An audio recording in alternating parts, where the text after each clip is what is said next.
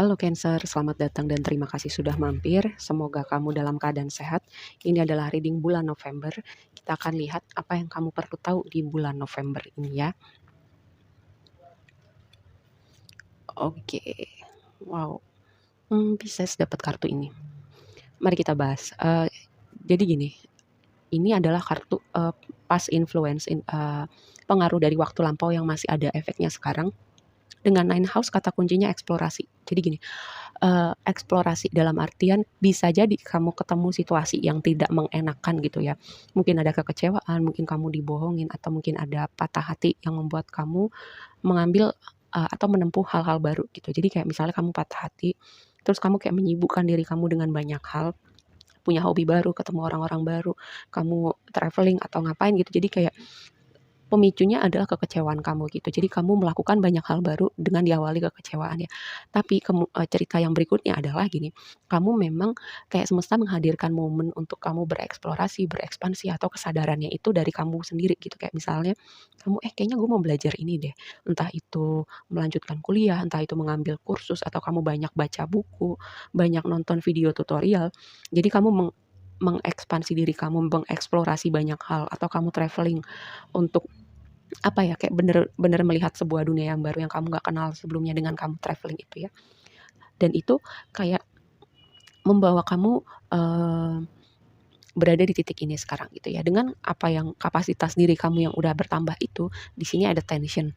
Tension ini square itu aspek yang tidak nyaman gitu di dalam natal chart gitu ya. Tapi gini, ketika kita berekspansi ya, kita growing as a person, kita jadi individu yang berbeda ke arah yang lebih baik. Kadang gini, otak manusia itu suka suka bikin skenario-skenario yang nggak perlu sebenarnya. Karena warisan evolusi ya. Kadang ketika kita jadi individu yang berbeda, kemungkinan pertama gini, kita merasa aneh atau merasa takut, khawatir, cemas. Karena apa? Kita memasuki sebuah zona yang baru itu dengan versi diri kita yang baru. Atau yang kedua, tantangannya adalah dari orang-orang di sekitar kita. Kok lo berbeda sih sekarang? Kok lo nggak asik? Kok cara berpikir lo begini? Kok lo begitu? Kok lo begitu? Ketika kita upgrade dan orang-orang di sekitar kita masih dengan frekuensi yang lama gitu ya. Nah itu yang akan jadi tantangan kamu. Cuman gimana? Apakah kamu mau kembali ke dunia kamu yang lama, versi diri kamu yang lama, pemikiran kamu yang lama? Pilihannya ada di kamu karena kamu mendapatkan apa nih, gesekan ini nih, tabrakan dari orang-orang yang bisa kecil bisa besar ya di waktu sekarang. Itu adalah tantangannya buat kamu ketika kamu jadi individu yang berbeda gitu. Cuman balik lagi nih, yang perlu kamu perhatikan nih, rumah kelima, kata kuncinya passion ya, passion. Rumah kelima itu nggak cuma berbicara passion, kreativitas, apa yang berbicara di hati kamu, inner child kamu, romansa juga bisa. Jadi kayak rumah kelima itu in general sesuatu yang bikin kamu senang gitu. Aku menyimpulkannya ya. Nah, itu tadi balik lagi, ketika kamu sudah jauh bertumbuh, cuman orang-orang di sekitar kamu mungkin mereka masih stuck dengan dunia yang lama, dengan pemikiran yang lama, atau mereka emang tipe orang yang apa, yang suka kritikal aja gitu sama banyak hal. Jadi termasuk kamu juga dikritik.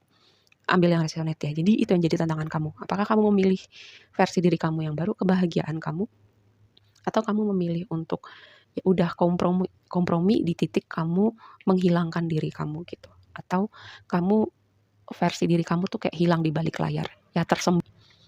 Karena itu tadi gesekan di sini.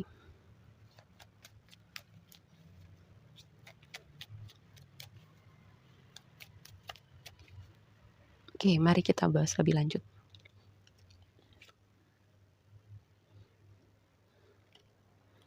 Temanya adalah gimana kamu jadi versi diri kamu yang bebas, yang percaya diri, yang nyaman sama dirinya, yang ekspresif, yang passionate dengan apa yang dia kerjakan. Oke, menarik ya. Ini sangat menarik. Di sini King of Wands, dibuka King of Wands, ditutup dengan Queen of Wands. Ini sebuah indikasi ya. Dibuka dan ditutup ini bisa jadi ini energi keseimbangan energi feminin dan maskulin kamu, atau ini bisa berbicara ya. Sosok orang yang akan kamu temuin di bulan November, ibaratnya yin yang-nya kamu gitu. Atau divine maskulin, divine feminim, soulmate, apalah itu label yang mau kamu gunakan. Ini adalah energi King dan Queen of Wands, ini energi yang bisa mengimbangi, orang yang bisa ngerti. Kayak ibaratnya kok gue baru ketemu lo sekarang gitu, kok kita sefrekuensi, tapi kita baru ketemu sekarang. Kayak gitu ya. Ini adalah yang tadi aku bilang sebelumnya, sorry. Ini bisa jadi soulmate, divine counterpart, apapun ada jenisan orang yang cocok banget sama kamu, dalam hal pertemanan, tapi kalian juga bisa baru ketemu di bulan November ini ya, kayak, "Wah lu asik banget, lu harus jadi temen gue." Intinya ini orang kayak kamu bisa sangat mengerti orang ini sangat bisa mengerti kamu dan energi kalian tuh sinkron banget gitu ya. Kayak jalan pikirannya sama, seleranya sama, energinya sama. Atau bisa jadi ini adalah evolusi energi keseimbangan energi feminin dan maskulin kamu. Oke, King of Wands tadi aku bilang tentang jadi diri kamu yang percaya diri, ekspresif, passionate sama apa yang dia kerjakan, membangun semuanya dari bawah. Mungkin bukan membangun dari bawah ya, ini lebih kepada kamu berekspansi gitu. Kamu misalnya udah punya 10 gitu, terus kamu berekspansi, bukan kamu membangun dari 0, tapi kamu dari 10 kamu kembangkan misalnya jadi 100 gitu ya. Dan ini adalah energi kamu yang terus mau bertumbuh, berkembang, terus bergerak, berinovasi ya. Tapi ingat, apa yang kamu mulai harus kamu kayak konsisten gitu. Konsisten, jangan scatter gitu, baru mulai satu, mulai yang lain gitu. Tapi kayak ketika kamu mulai sesuatu membangun, konsisten di situ. Karena sebagai kardinal ya, Cancer, Aries, sama Libra itu memang mereka itu kayak inovator, tapi kadang inovator tidak diikuti dengan konsistensi ya. Oke. Lalu yang berikutnya Knight of Cups. Ini blessing kamu. Yang tadi aku bilang ini vibe-nya romansa banget sih. Mungkin bukan buat semuanya, tapi untuk para single ini. Lalu bisa juga ini adalah ekspresi energi kreatif kamu masuk ke level berikutnya. Kayak kamu menemukan channeling energi kreatif kamu atau cara-cara baru membuat suatu hal lebih efisien. Dan yang berikutnya adalah hubungan romantis kamu masuk ke level berikutnya. Atau ini orang yang akan kamu temuin ini akan jadi apa ya, itu tadi gitu. Karena King sama Queen of Wands ini nih energi orang yang asik banget. Kalau dijadiin pasangan gitu kayak fun banget, kayak tahu banget cara bikin keadaan seru, bikin asik tongkrongan, atau dia punya hal-hal gimana dia tahu gimana caranya nyenengin kamu gitu. Sama kayak kamu juga tahu banget cara nyenengin dia. Gimana bisa momen kalian berdua walaupun nggak misalnya nggak perlu melakukan sesuatu yang fancy banget gitu, tapi kalian bisa membuat keadaan asik walaupun cuman berdua dengan keadaan yang sangat simpel gitu. Kayak misalnya kalian bisa ngobrol berjam-jam nggak berasa waktu berlalu karena seasik itu sama orang ini ya. Yang jadi tantangannya adalah move on, tinggalkan badai. Badai sudah berlalu, sudah di belakang, atau membuat pilihan untuk meninggalkan situasi orang-orang tertentu. Terutama nih, kamu tahu gitu, orang-orang yang kontra ini apakah mereka intensinya baik atau ya emang mereka resisten aja dengan perubahan gitu. Kamu harus tahu gitu bedanya di mana. Kamu harus tahu kapan kamu mempertahankan orang-orang tertentu di hidup kamu, kapan kamu harus lepaskan. Ya. Karena ini temanya lebih kepada kenyamanan kamu, rasa percaya diri kamu, ekspresi diri kamu ya. Semua ekspresi diri kamu, entah itu energi kreatif kamu, entah itu energi maskulin feminin kamu, kayak semua pesan tentang diri kamu untuk keluarkan itu, tunjukkan itu kepada dunia.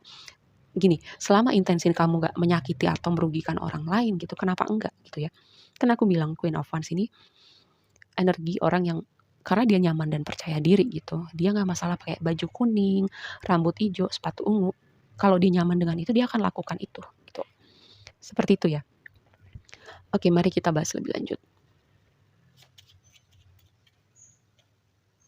Tantangannya tuh kan berlayar lagi. Berlayar, tinggalkan mungkin ya sebagian dari kamu udah tahu gitu perlu ngapain gitu. Tapi sebagian lagi aku perlu reminder. Apakah situasi orang-orang ini kamu masih perlu dengarkan pendapatnya, masih kamu perlu pertahankan keberadaannya di hidup kamu gitu. Karena ini berbicara tentang perpindahan, meninggalkan. Lihat, nih orang ini kan cuman kelihatan punggungnya gitu ya. Udah dia meninggalkan apa yang di belakang gitu. Sama kayak Six of Swords yang kartu klasik ya.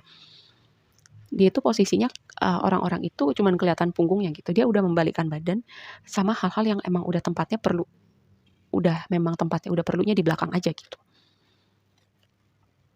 Bersinar harapan pemulihan. Kayak ada wish fulfillment di bulan November ini buat kamu. Kayak ada sesuatu yang menyenangkan. Kalau kamu misalnya kamu ada hal-hal yang kamu ingin wujudkan, kamu bisa melihat itu. Mungkin beberapa hal, mungkin semuanya bisa terwujud di bulan November dengan dua kombinasi ini ya. Karena Nine of Cups ini vibe-nya ini kayak wish fulfillment, kamu dapat apa yang kamu mau, memprioritaskan kebahagiaan kamu dulu, memprioritaskan diri kamu dulu gitu. Dan ini tentang wish fulfillment juga, harapan dan mengikuti panggilan hati gitu. Panggilan hati nggak cuma berbicara tentang purpose, tapi apa yang terasa benar gitu di hati kamu. Satu lagi, Knight of Cups. Ya kan, tadi aku bilang, kamu bisa ngobrol berjam-jam sama orang ini. Karena segitu asiknya, segitu match-nya energi kalian berdua ya. Oke, segitu aja dulu reading-nya kali ini buat kamu. Semoga bermanfaat dan sampai ketemu di reading berikutnya. Bye.